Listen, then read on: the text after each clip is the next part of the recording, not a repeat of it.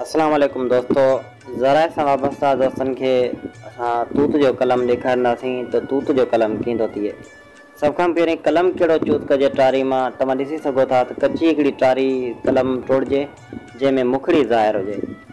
मुखड़ी ज़ाहिर थियल टारी तमामु कची हुजे। जेकॾहिं हुनजी पकी टारी पाण चूज़ कंदासीं त उहा टारी अंदरि हिनखे कटण सां पोइ हिनखे अंदरां कपा निकिरे थी ऐं रस घटि हुजे थो, जंहिंजे करे उहा नथी फुटे। ऐं हिकिड़ी ॿी कोशिशि इहा कजो त हिनखे कलम करण खां पहिरीं हिनजी जेका आहे उमिरि हुजे ऐं हुनजी जेका काठी आहे सा तक़रीबन लाइक़ु हुजे।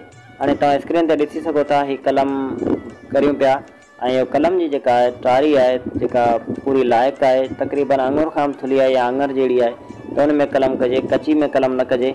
ऐं मथां हिनजी तव्हां ॾिसी सघो था त कीअं हिनखे चाकू या छुरी सां या कैंची सां पर हिनखे चीको ॾेई मामूली हिनजी जेका मथी खल आहे उहा खल सभ खां पहिरीं जी लाहिणी आहे। तव्हां ॾिसी सघो था खली लाहिणी आहे हिनजी, अंदरां काठी खे कोने करणो। ऐं आबाज़गार जेके इन्हनि बाग़नि सां वाबस्तगी रखंदा से तक़रीबन कलम खां वाक़ुफ़ु हूंदा, पर थी सघे थो तूत जो कलम कंदे कंहिं न ॾिठो हुजे।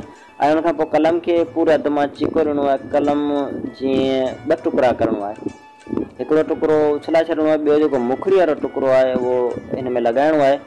ऐं मुखड़ी वारो टुकड़ो हिन जो अंदरां अहिड़ो निकिरे, कोशिशि करियो जो रस घणो हुजे ऐं हिन में कपा न हुजे, छो जो हिनजी काठी में अंदरां कपा थींदी आहे ऐं कपा वारो कलम घटि फुटे थो ऐं पको कलम जेको आहे उहो बि घटि फुटे थो कंहिं बि शइ जो हुजे, पर कचो कलम जेको आहे उहो तमामु जल्द फुटे थो। ऐं उनखां पोइ हिनखे एतिरो ई लॻाए नंढिड़ो सिर्फ़ु ऐं नंढी अखियूं हुनजी अंदरि लॻाए, उनखां पोइ हिनखे पन्नी सां ॾाढो बंदि करे छॾिजे। ऐं पन्नी बंदि करण खां पोइ इंशाअल्लाह ताला अलाह जे फज़ल करम सां ही 8-10 ॾींहंनि जे अंदरि फुटी वेंदो। ऐं मूं हींअर कलम कया आहिनि इहे, ऐं कलम करण खां पोइ तव्हांखे वधीक फुटे थो कीअं थो थिए उहो वधीक तव्हांखे वीडियो में ॾेखारींदासीं। असांजी इहा कोशिशि आहे ज़रा सां वाबस्ता दोस्तनि खे आगाही ॾियणु, ऐं इहो असांजो हिकिड़ो ज़ाती शौक़ु बि आहे। उन शौक़ खे खणी करे असां इहा कोशिशि कंदासीं। इंशाअल्लाह ताला असां पंहिंजे बाग़ात में हर शइ जो कलम या का बि पोखण जी मुंद उहो सभु असां तव्हांखे ॿुधाईंदा रहंदासीं।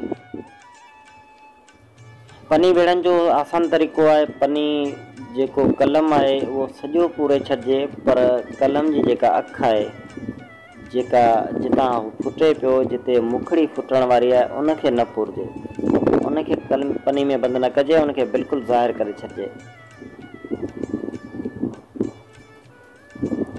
ऐं तव्हां ॾिसोसि पिया, ऐं इहा पनी जेका आहे सा हींअर हिनखे बंदि करे छॾिजे त जीअं अंदरि हवा या का बि शइ, माकोड़ी बि घणो तणो हमिलो करे थो, छो जो मिठी शइ आहे ऐं माकोड़ी जे हमले सां बि कलम ख़राबु थी थो वञे, त उन जे करे हिनखे पनी सां ॾाढो बंदि करे छॾिजे।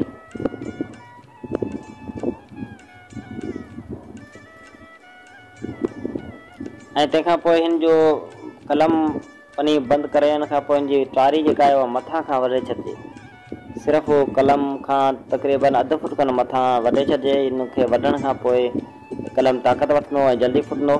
ऐं तव्हांखे ॾेखारींदो त मुखड़ी मुकमल बंदि करे छॾियो आहे, पर मुखड़ी अञा बि ॿाहिरि आहे, त मुखड़ी खे पूरो न आहे, मुखड़ी बंदि कई त मुखड़ी फुटंदी कोन, ख़राबु थींदी। त इहा आबादगारनि जे लाइ ख़सूसी असां तरीक़ो इहो जेको सिंधी तरह ते, ॿिया बि खोड़ तरीक़ा आहिनि, पर आसान तरीक़ो आहे, इनखे ज़रूरु अपनाइजो।